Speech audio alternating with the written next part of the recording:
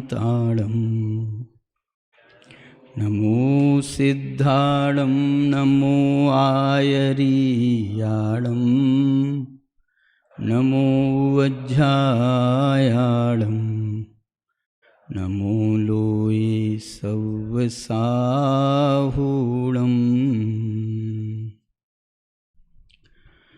मङ्गलं भगवान् वीरो मङ्गलं गौतमो गणी मङ्गलं कुन्दकुन्दार्यो जैनधर्मोऽस्तु मङ्गलम्।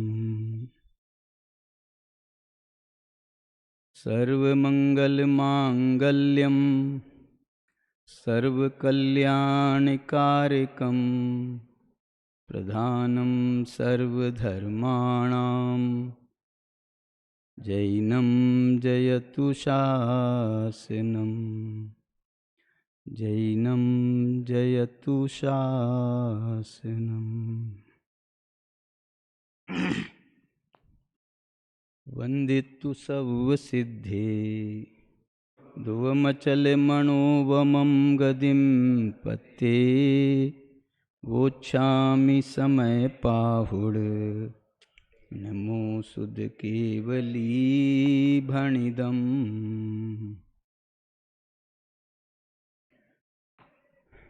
समय सार के कर्ता कर्म अधिकार पर अपन यहाँ पर अपनी कक्षा चलेगी।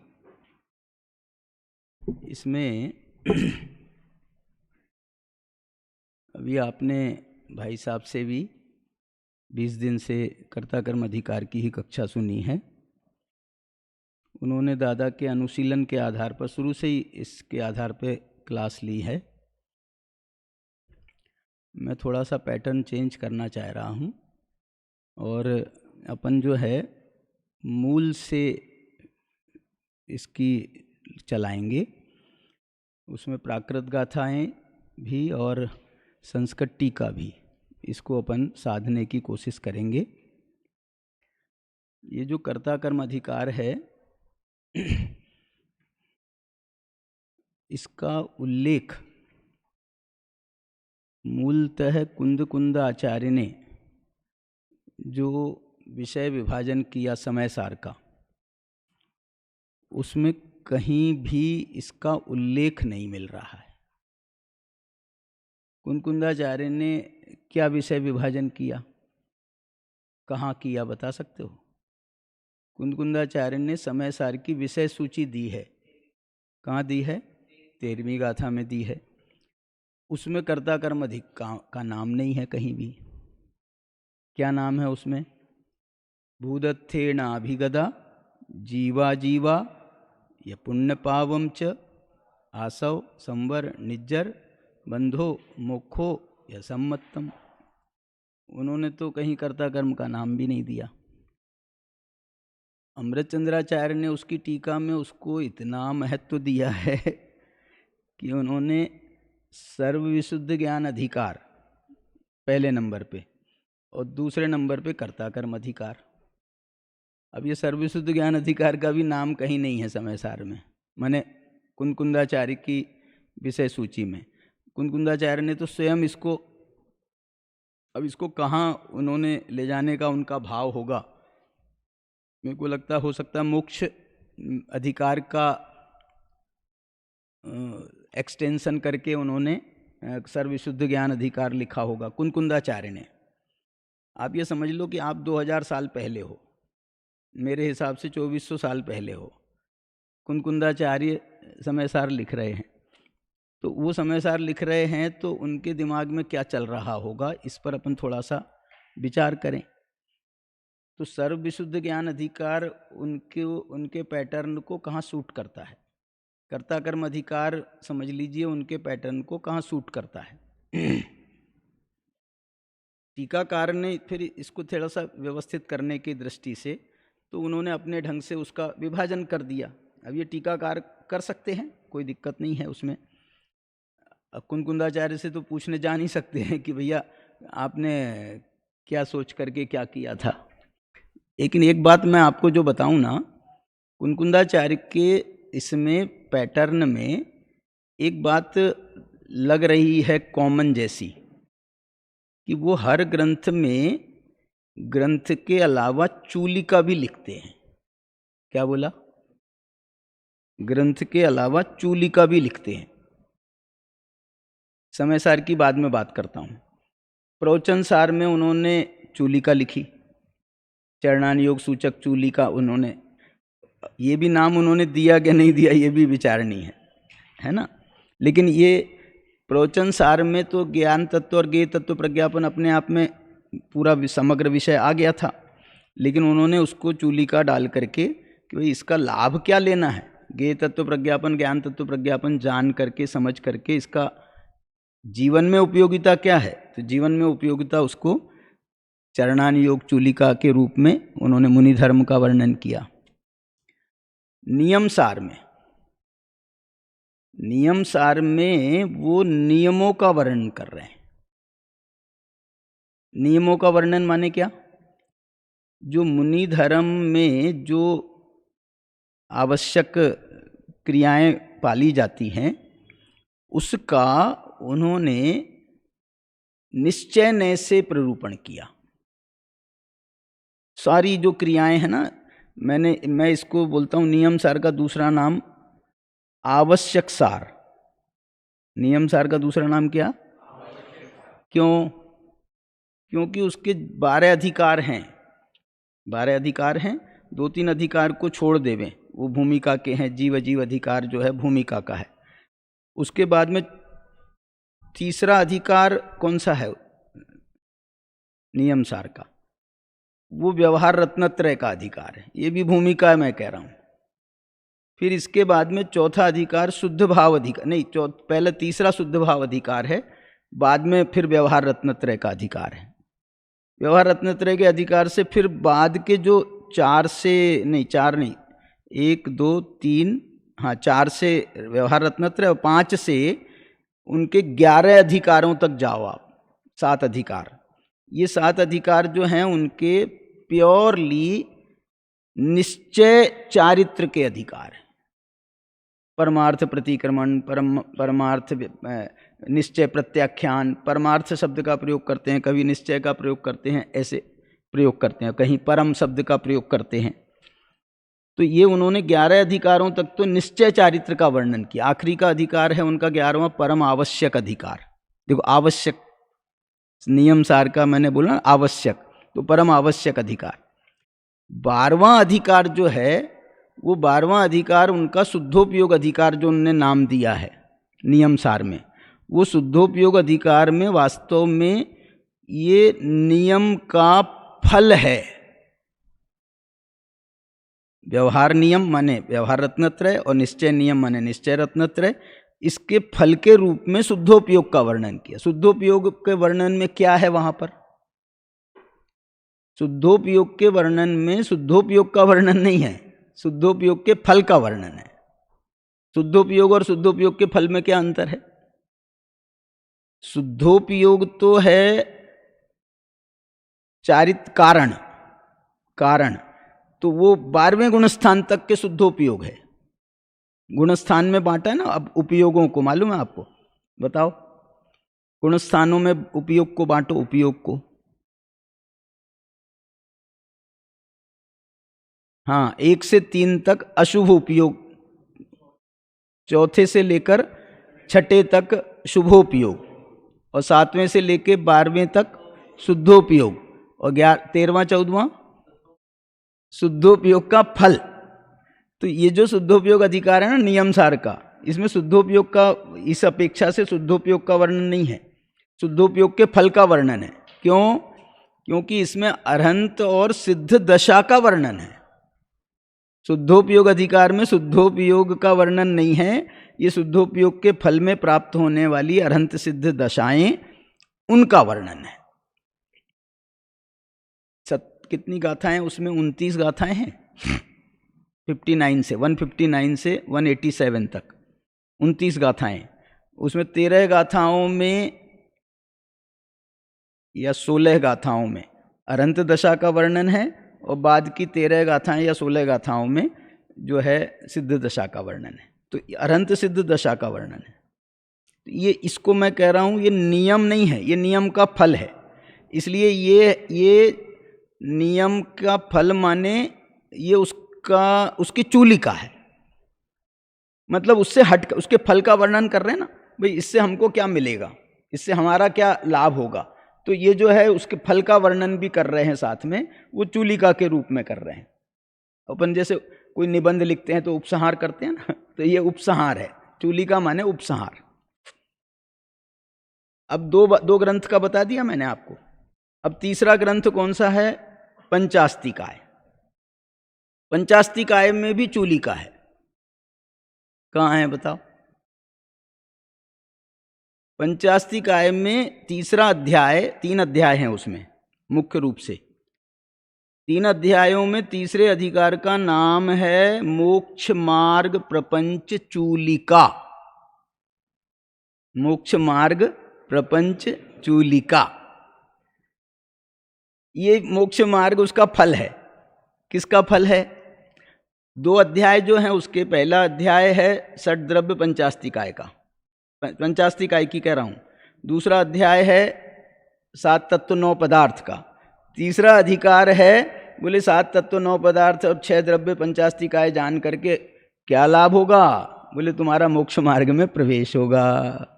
तो ये मोक्ष मार्ग की चूलिका है, फल। तो ये पंचास्तिकाय में मोक्ष मार्ग में पहुंचाया, फिर प्रवचन सार ने मुनि दशा में पहुंचाया, नियम सार ने मोक्ष में पहुंचाया, समय सार ने कहाँ पहुंचाया? समय सार की चूलिका बताओ।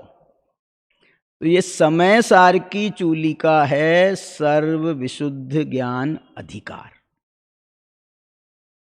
क्यों? क्योंकि समय सार तो पूरा हो गया मोक्ष पर, क्योंकि मोक्ष उनका अंतिम टारगेट था विषय में, बंधो मोक्षो या सम्मतम 13वीं गाथा के अनुसार। उसके बाद में फिर ये सर्वविशुद्ध ज्ञान अधिकार क्या कर रहा? तो सर्वविशुद्ध ज्ञान अधिकार ये कह रहा है कि हमने आपको 9 तत्व बताए, इन 9 तत्वों में, इन 9 तत्वों को जान करके आप अपने ज्ञान को सर्वविशुद्ध करो।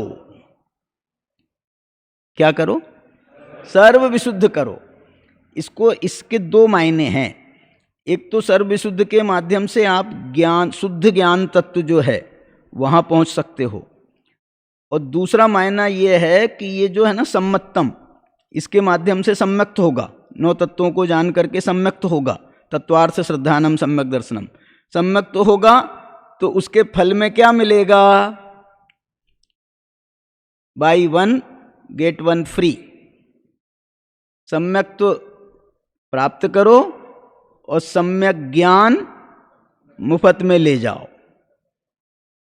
सम्यक दर्शन का तो 3 करण करते हैं ना, 3 करण होते हैं करण लब्धि के माध्यम से, और उससे सम्यक दर्शन प्राप्त होता है। लेकिन सम्यक ज्ञान के लिए कौन से करण होते हैं? सम्यक ज्ञान के लिए कोई करण करने की जरूरत नहीं है। सम्यक ज्ञान तो बाई 1 गेट 1 फ्री। तो ये सम्यक दर्शन जो है ये सम्यक ज्ञान को दिला रहा है। सम्यक दर्शन सम्यक ज्ञान को दिला रहा है। सम्यक दर्शन सम्यक ज्ञान सम्यक चारित्र को दिला रहा है प्रवचन सार में। सम्यक दर्शन ज्ञान चारित्र मोक्ष को दिला रहे हैं ये नियम सार। और पंचास्तिकाय को भी स्टार्टिंग में रख लो। पंचास्तिकाय जो है ना, अभी हमारे को इसकी जो टीकाएं मिल रही हैं समय सार, प्रवचन सार, पंचास्तिकाय की, इसमें टीकाकारों ने इस क्रम में टीकाएं लिखी हैं। उसके एक एक बंच हैं, एक ही बंच है। क्या? पहला पंचास्तिकाय, दूसरा प्रवचन सार, तीसरा समय सार। तीन ग्रंथत्रयी कहलाते हैं ना, प्राभृतत्रयी कहलाते हैं। तो ये 3 ग्रंथों में पहला नंबर उन्होंने पंचास्तिकाय को दिया है, क्योंकि भाई नया श्रोता है, उसको 6 द्रव्य पंचास्तिकाय, 7 तत्व 9 पदार्थ, इसका ज्ञान तो होना चाहिए ना पहले। इसलिए पंचास्तिकाय, ये पंचास्तिकाय ये शॉर्ट फॉर्म है। ये पंचास्तिकाय का मतलब पंचास्तिकाय नहीं है। फिर पंचास्तिकाय का मतलब क्या है? पंचास्तिकाय का मतलब है पंचास्तिकाय 6 द्रव्य 7 तत्व 9 पदार्थ। पूरा क्यों? क्योंकि अध्याय आप देख लो, पंचास्तिकाय के ये अध्याय, षड्द्रव्य पंचास्तिकाय को एक साथ ले लिया एक अध्याय में, और 7 तत्व 9 पदार्थ को दूसरे अधिकार में ले लिया। इसके फल में जो है मोक्ष मार्ग प्राप्त हो जाता है। फिर मोक्ष मार्ग प्राप्त होता है तो उसमें सम्यक दर्शन होता है, तो सम्यक दर्शन समय सार से सम्यक दर्शन आता है, वो सम्यक ज्ञान को दिलाता है। फिर वो सम्यक दर्शन सम्यक ज्ञान के द्वारा अपन प्रवचन सार पढ़ते हैं, तो उससे हमको सम्यक चारित्र मिलता है। फिर सम्यक दर्शन सम्यक ज्ञान सम्यक चारित्र से हमको मोक्ष मिल जाता है, अरहंत सिद्ध दशा मिल जाती है। ये ऐसा, ये 4 ग्रंथों की तो सेटिंग बैठती है। अष्टपाहुड़ में असल में एक ग्रंथ नहीं है, अष्टपाहुड़ जो है 8 ग्रंथों का संग्रह है, और छोटे छोटे ट्रैक्ट हैं, मतलब वो छोटे छोटे ग्रंथ हैं। इसलिए उसमें आप उसकी भी यदि हम देखने जाएं तो उसकी चूलिका कैसे बनेगी हर पाहुड़ की, तो वो अलग अलग देखना पड़ेगा।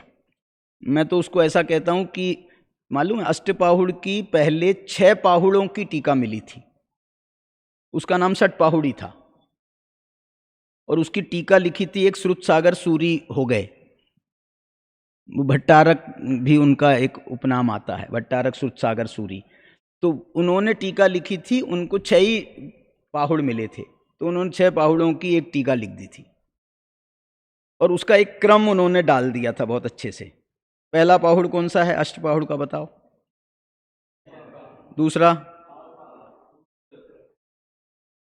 दूसरा पाहुड़ सूत्र पाहुड़। पहला कौन सा? दर्शन माने सम्यक दर्शन, सूत्र माने सम्यक ज्ञान। सूत्र माने ज्ञान, सूत्र ज्ञान के आयतन है, तो सूत्र से, सूत्र माने सूत्र नहीं है, श्रुत पाहुड़। श्रुत माने श्रुत ज्ञान, ये उसमें है। तो ये सूत्र पाहुड़ से श्रुत ज्ञान आ गया। तीसरा पाहुड़ चारित्र पाहुड़, दर्शन ज्ञान चारित्र। चौथा पाहुड़ बोध पाहुड़। बोध किसे कहते हैं ना?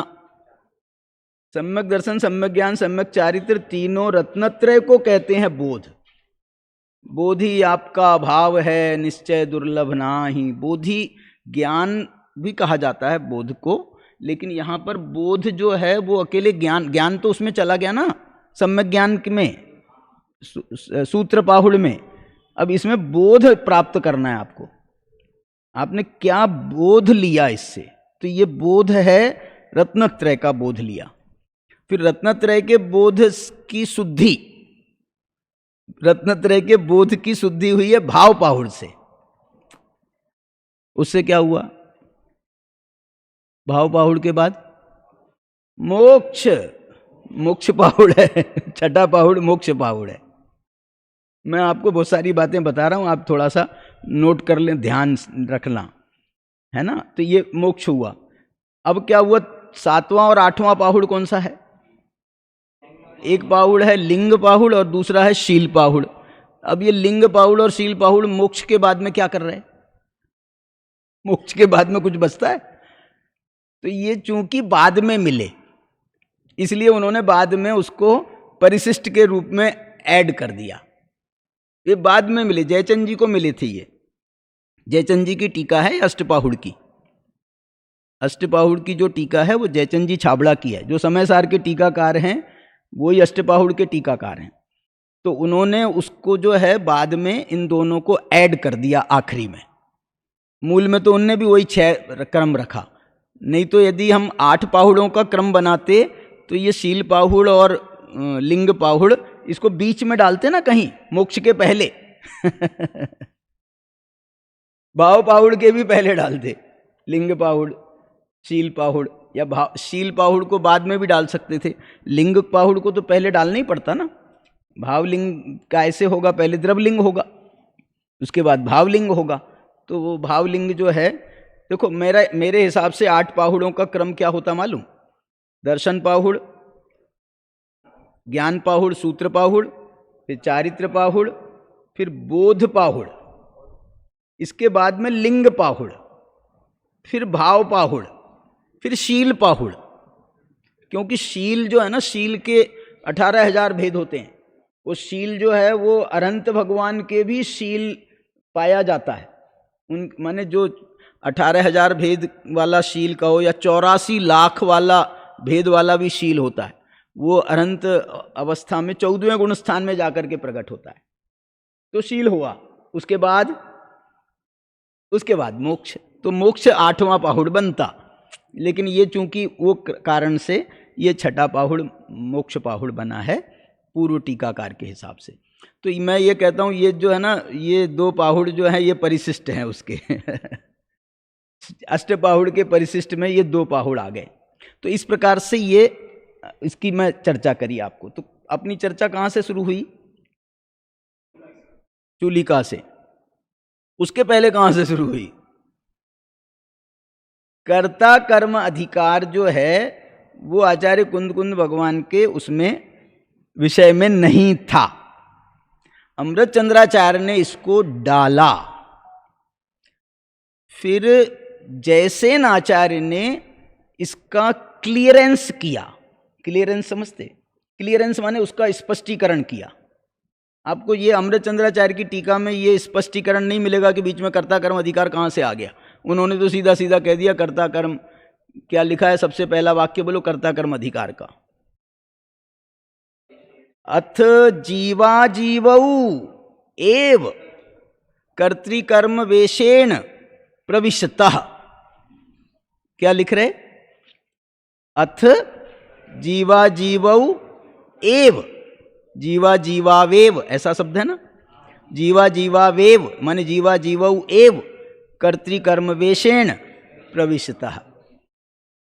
तो जीव और अजीव ही कर्ता कर्म के वेश में प्रवेश कर रहे हैं। तो ये हिसाब से दादा ने शायद ये लिखा भी है कि ये जीव अजीव अधिकार का एक्सटेंशन है।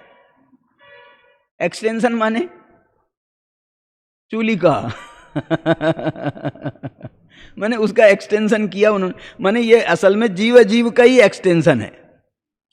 लेकिन जयसेन आचार्य ने इसको जीव अजीव का एक्सटेंशन नहीं माना। उन्होंने क्या माना? उन्होंने आगे के जो अधिकार हैं, कौन कौन से? पुण्य पाप अधिकार, आश्रव, संवर, निर्जरा, बंध, मोक्ष, ये जो आगे के अधिकार हैं उसकी पीठिका माना। क्या बोला?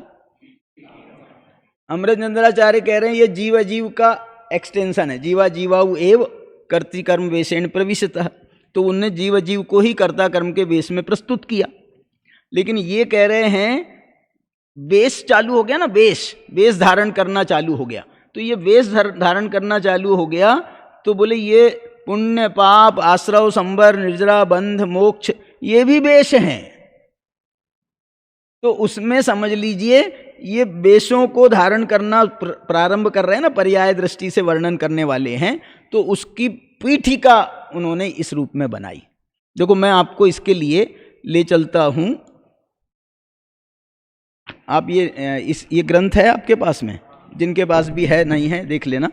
तो इसमें कर्ता कर्म अधिकार निकालो, स्टार्टिंग पेज नंबर 155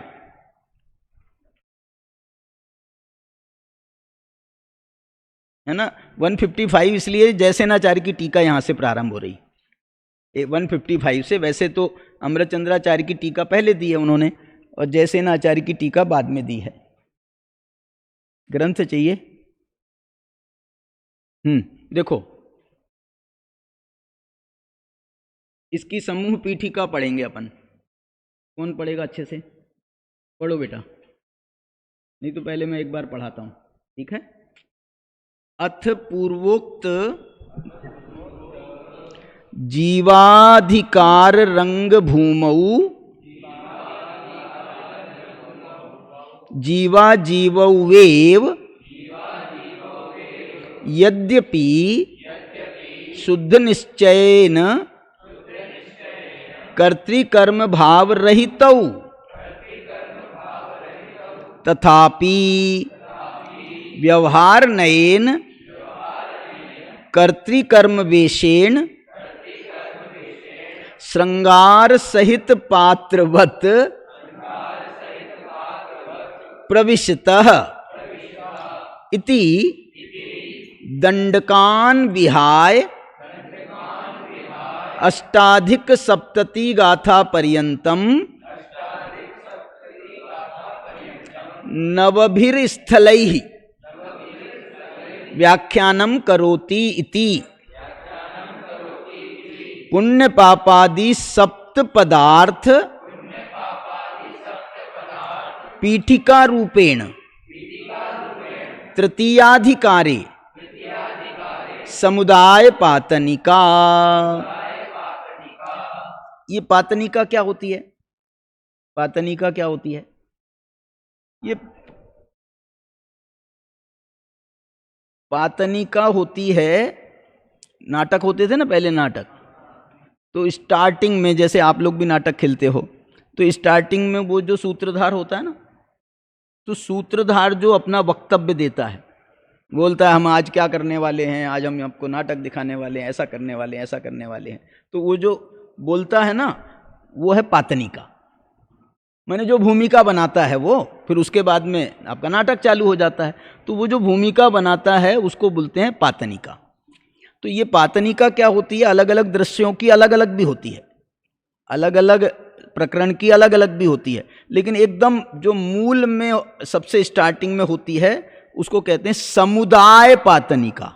समुदाय माने बिल्कुल इन टोटलिटी, सारी एक साथ समुदाय। अलग अलग अधिकारों की अलग पातनिका भी मिलेगी। और हम जो हर एक गाथा के पहले जो बोलते हैं ना, उत्थानिका जिसको बोलते हैं, वो भी एक प्रकार की पातनिका है, वो उस सूत्र की पातनिका है।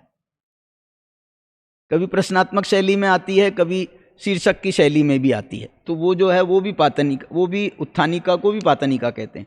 तो ये जो है उत्थानिका है, पूरे अध्याय की उत्थानिका कहो या पातनिका कहो, ठीक है। अब इसमें इसका जो अर्थ किया है वो आप लोग पढ़ो, पढ़ बेटा तू नीचे।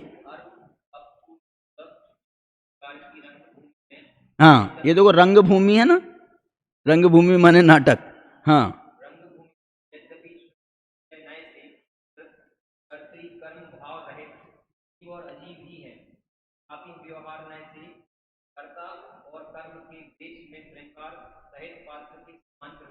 देखो कोष्टक को पढ़ो और ऐसे पढ़ो, अर्थात व्यवहार नय से वही जीव और अजीव कर्ता और कर्म के वेश में श्रृंगार सहित पात्र के समान प्रवेश करते हैं। आगे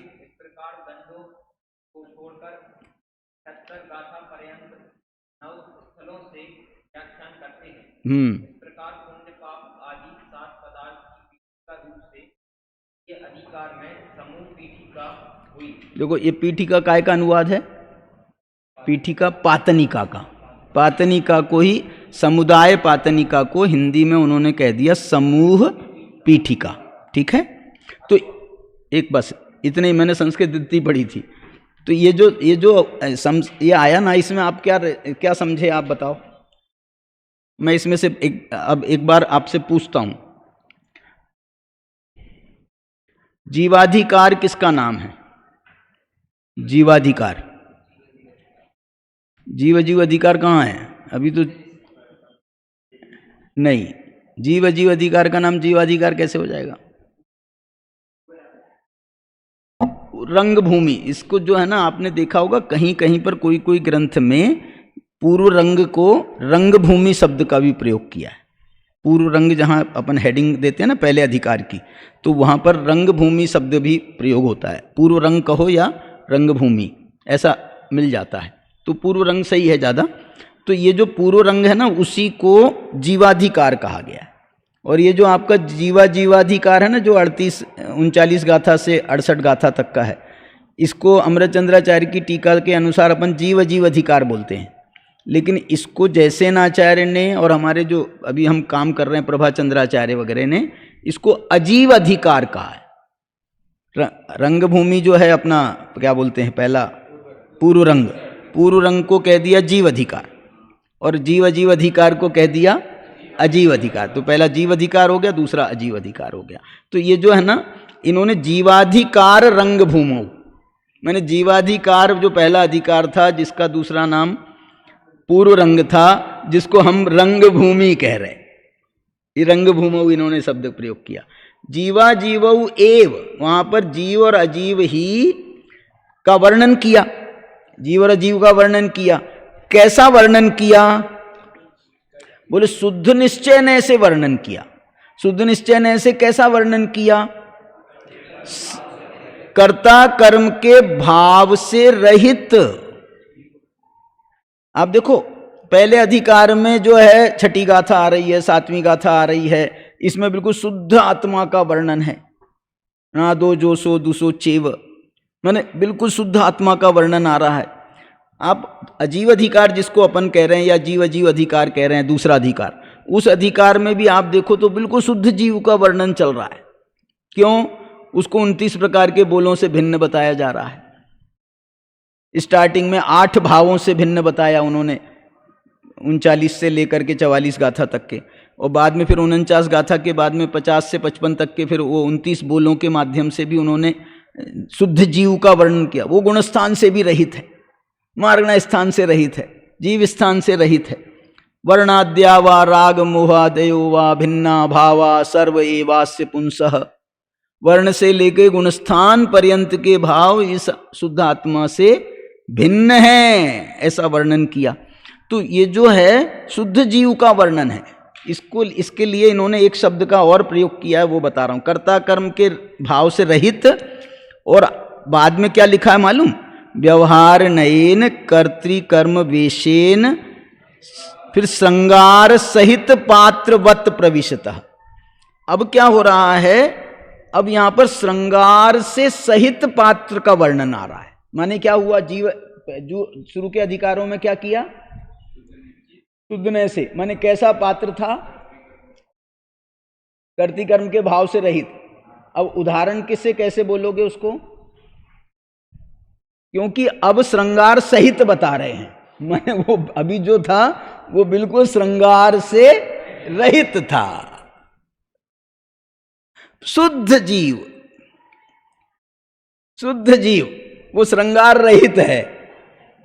जैसे हमारे नग्न दिगंबर मुनिराज, कौन से श्रृंगार हैं उनके? कवियों ने उनको भी श्रृंगार पहना दिए। कवियों ने कुछ गीत बनाए हैं ना, तो उन्होंने कहा मुनि बन आए जी बना। इसका मतलब मालूम है? मुनि बन, हाँ किसने बोला? मुनि बन आए जी बना, बना माने दूल्हा। और उनने जो है कौन से आभूषण पहने, कौन सा मुकुट लगाया, कौन सा हार पहना, क्या किया, तो उसका उन्होंने 10 धर्म का हार पहना और 12 भावनाओं की माला डाली और ऐसा सब उन्होंने वो श्रृंगार बनाए उनके। लेकिन वास्तव में कैसे हैं वो मुनिराज? वो श्रृंगार रहित। ये जो हमारे वस्त्र है ना, ये भी एक प्रकार का श्रृंगार है। इसलिए ये कह रहे हैं श्रृंगार रहित, वस्त्र रहित कहो। तो ये जो है ना, वो तो शुद्ध जीव का वर्णन है। अब यहां से, कहां से? ये कर्ता कर्म अधिकार जहां से प्रारंभ हो रहा है, यहां से श्रृंगार सहित पात्र का वर्णन है। इसका मतलब क्या है मालूम? इसका मतलब ये है, अब बताओ शुद्ध जीव का श्रृंगार किसे कह रहे हैं? व्यवहार से तो है, लेकिन किसे कह रहे हैं? आप समझाओ, थोड़ा सा मेरे को इशारा करो। हैं ना, मोराग्द्वेष भी एक श्रृंगार है। और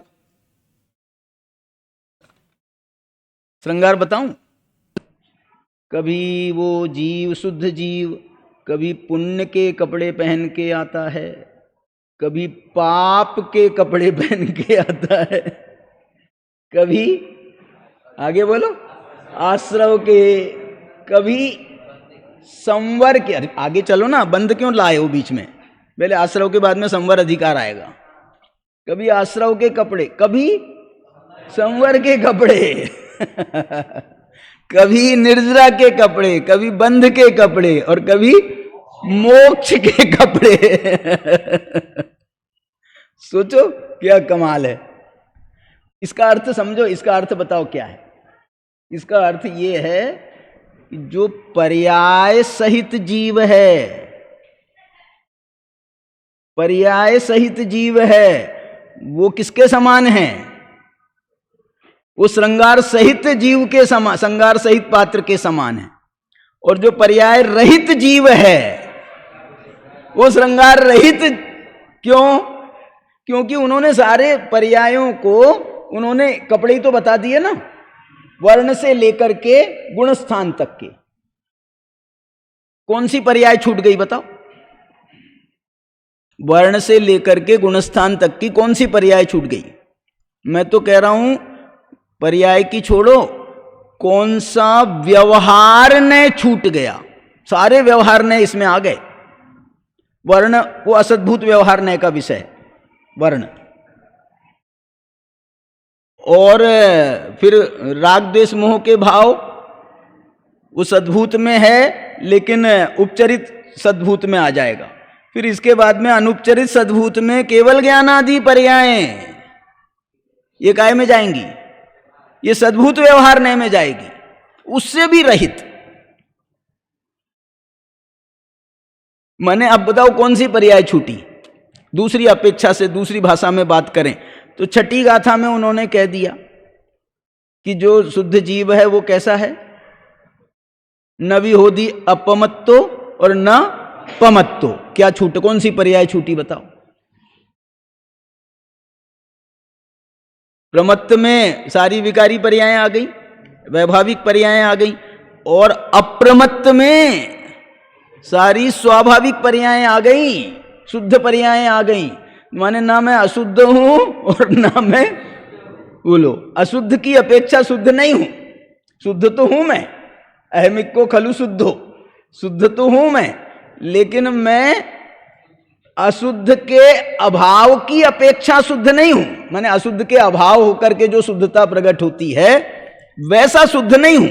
मैं तो त्रिकाल शुद्ध हूं। मैं तो भाई साहब अनादि से शुद्ध हूं। मेरे को गाली नहीं देने का। तुम कब शुद्ध हुए भाई साहब?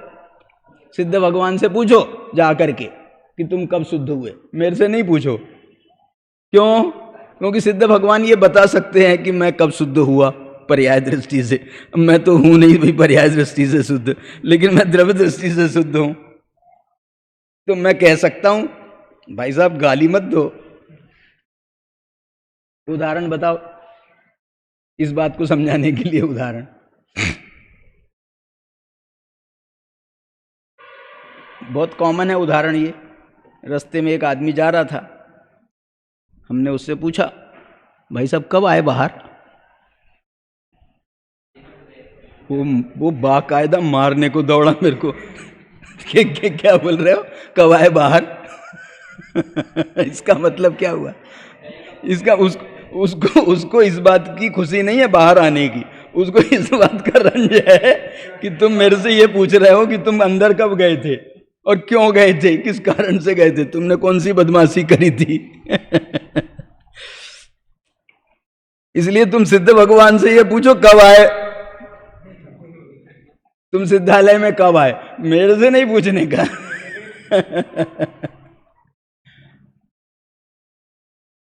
है कि नहीं गाली? तुम तो कह रहे हो मेरे को शुद्ध, लेकिन मैं कह रहा हूं तुम वैसा शुद्ध नहीं कहना मेरे को, अशुद्धता के। मैंने आप मेरे से ये पूछा आपने अपनी अशुद्धता कब नष्ट करी, आपने अपनी अशुद्धता कब दूर करी? अरे मैं तो अशुद्ध हुआ ही नहीं पहले कभी।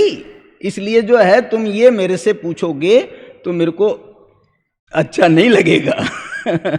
न भी हो दी अपमत्तो। इसलिए कुनकुंदाचार्य ने पहले प्रमत्त मैं नहीं हूं ऐसा नहीं कहा, पहले मैं अप्रमत्त नहीं हूं, पहले अप्रमत्त नहीं हूं। तो ये जो है ना, मैं आपको ये कहना चाह रहा हूं, ये सारे कर्ता कर्म अधिकार क्या है? कर्ता कर्म अधिकार क्या है? ये जो आगे के अधिकार हैं उसकी पीठिका है। क्या बोला? आगे के देखो ना, ये लिख रहे हैं ना, जीवा जीवो यद्यपि शुद्ध निश्चयन कर्तृकर्म भाव रहितौ तथापि व्यवहार नयन कर्तृकर्म वेशेन श्रृंगार सहित पात्रवत प्रविष्टः इति दंडकान विहाय अष्टाधिक सप्तति गाथा पर्यंतम। देखो इसमें जो है ना, ये दंडकान विहाय का अर्थ क्या होता है मालूम?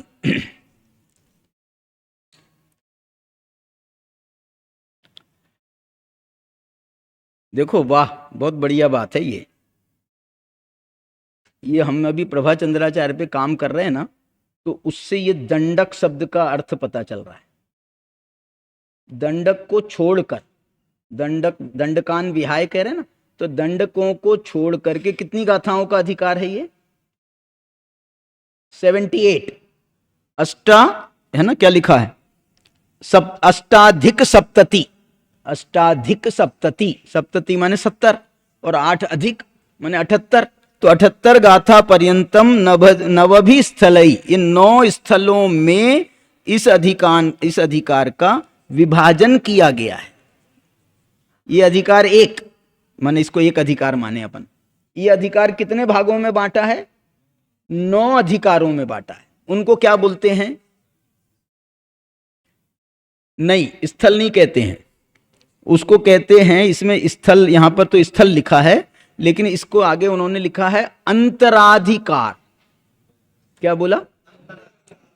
माने एक है मूल अधिकार, महाधिकार कह लो, कर्ता कर्म नाम का महाधिकार। इनने महाधिकार शब्द का भी प्रयोग किया है आखिरी में। कर्ता कर्म को महाधिकार कहा, क्योंकि बड़ा अधिकार है ना, तो इसलिए उसको महाधिकार लिखा 78 गाथाओं का। और उसके अंतर्गत अधिकार कितने? 9। कौन से? उनको अंतराधिकार बोल रहे हैं। इनको क्या बोल रहे हैं? अंतराधिकार। उसको 9 स्थल माने अंतराधिकार, 9 स्थलों का अंतराधिकार है वो। तो ये इसमें पुण्य पापादि सप्त पदार्थ पीठिका रूपेण, पुण्य अधिकार आगे आने वाला है, लेकिन उसके पुण्य पाप आदि सप्त पदार्थ की पीठिका रूप ये कर्ता कर्म अधिकार है। कर्ता कर्म अधिकार में कौन सा जीव आ रहा है? श्रृंगार सहित के श्रृंगार रहित? अभी तक क्या था? 68 गाथाओं में श्रृंगार रहित पात्र जीव की चर्चा थी। श्रृंगार रहित जीव की, जीव भी और वास्तव में अजीव भी कह सकते हो। अजीव भी कैसा हुआ भाई? जैसे हमने अब जीव को शुद्ध देखा, तो अजीव को भी हमने शुद्ध अजीव देखा। शुद्ध अजीव में और अशुद्ध अजीव में क्या अंतर है? अच्छा, शुद्ध जीव में और अशुद्ध जीव में क्या अंतर है? पर्याय सहित, पर्याय रहित। दूसरी भाषा में बताओ, शुद्ध जीव किसे कहेंगे? अजीव सहित वो अशुद्ध जीव, और अजीव रहित वो शुद्ध जीव। अब शुद्ध अजीव और अशुद्ध अजीव बता।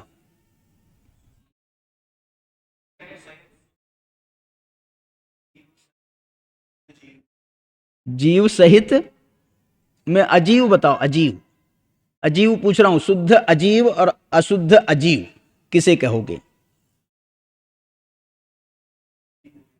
हाँ, जीव सहित अजीव कैसा है? वो अशुद्ध है। और जीव रहित वो कहां है? कुंद कुंद। अच्छा, वो बता रहा था कि इधर ही गया था जहां अपन कल गए थे, उसको वहीं छोड़ के आ जाते ना, डबल डबल खर्चा हुआ। बदमाशी है। चलो ठीक है, कोई नहीं। तो क्या बता रहे हम? ये जीव अजीव अधिकार जो है ना, इसको यदि आप संयुक्त करके देखोगे तो ये अशुद्ध हैं, और इनको यदि अलग अलग करके देखोगे तो दोनों शुद्ध हैं। इसलिए मालूम, मोक्ष जो कहते हैं ना, मोक्ष जब कहते हैं तो वहां पर जीव का भी मोक्ष होता है और ये कर्मों का भी मोक्ष होता है। इस जीव से पिंडा छूट गया ना, इस कर्मों का। ये जीव ने बार बार उसका पकड़ा फिर छोड़ा, पकड़ा फिर छोड़ा, अब मुक्ति मिल गई इस जीव से। तो वो भी शुद्ध हो गया। है?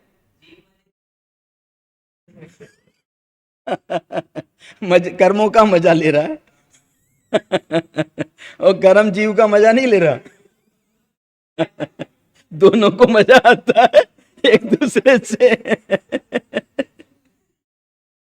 नहीं, लेकिन ये आप कितनी बढ़िया बात आ रही है, कमाल है। अब देखो, तुम्हारा टाइम हो गया क्या? अच्छा, ये सही है, तो ये भी, इसमें भी तो टाइम हो गया, लेकिन तुम लोग 15 मिनट लेट हो। मैं यहाँ पर बैठा था धूप में 15 मिनट तपस्या करते हुए, 2:45 के 5 मिनट पहले आ गया था मैं। कौन था मेरा, हाँ इसने मेरे को देखा है प्रत्यक्षदर्शी। तो इसलिए जो है अपना टाइम मेंटेन करना, जो टाइम है उस टाइम पर मैं 5 मिनट पहले 2 मिनट पहले आ जाता हूँ। तो ये देखो, इसमें मैं आपको ये बता रहा था। अब ये आपको होमवर्क दे रहा हूं मैं ये जो 9 स्थल हैं या 9 अंतराधिकार, ये 9 अंतराधिकार के आपको नाम लाने हैं। 9 अंतराधिकारों के, जैसे ये अधिकार, महाधिकार का नाम क्या है? कर्ता कर्म अधिकार। तो अंतराधिकार के भी तो कोई नाम बनेंगे कि नहीं, उनके शीर्षक हैं, होना चाहिए। तो शीर्षक आपको लाने हैं, और ये शीर्षक आपको मिल जाएंगे, लिखित में मिल जाएंगे।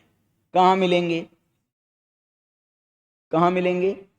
इसी में मिलेंगे। कहाँ मिलेंगे? इसमें संस्कृत की टीका में। कहाँ? जयसेन आचार्य की टीका, अमृत चंद्राचार्य की टीका में नहीं मिलेंगे, जयसेन आचार्य की टीका में मिलेंगे।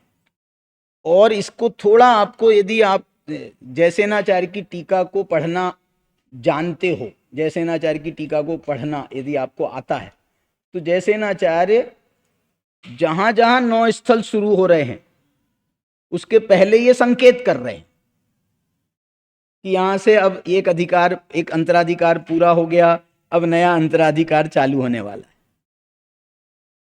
आप एक और मैं आपको हिंट कर रहा हूं, आप नोट करो। नोट आपकी कॉपियों में आना चाहिए, मैं चेक करूंगा। 9 अधिकारों के नाम, 9 अंतराधिकारों के नाम, वो कहां मिलेंगे वो आपको बता रहा हूं। पहला अंतराधिकार कितने गाथाओं का है वो बता दे रहा हूं मैं। 78 गाथाएं ना टोटल, कितनी? 78। तो पहला है 6 गाथाओं का। इसका मतलब है ये 6 गाथाओं के पहले आपको इसका नाम मिल जाएगा, और 6 गाथाओं के बाद में भी मिलेगा कि यहाँ पर तब हमारा पूरा हो गया अंतराधिकार 6 गाथाओं वाला, और अगला अंतराधिकार का नाम आ जाएगा। तो ये 6 गाथाओं का पहला। दूसरा अंतराधिकार लिखो 11 गाथाओं का। दूसरा अंतराधिकार है 11 गाथाओं का। तीसरा अंतराधिकार लिखो 25 गाथाओं का। कितनी हो गई? 6 और 11 17, 17 और 25 42, 42 गाथाएं तो 3 अधिकार में हो गई, 3 अंतराधिकार में। चौथा 7 गाथाओं का लिखो, चौथा 7 गाथाओं का। पांचवा आएगा ना, 8 गाथाओं का। पांचवा 8 का। छठा 9 का। सातवां 5 का। सातवां 5 का। और आठवां 3 का। अब 9वां बताओ कितनी गाथाएं बची?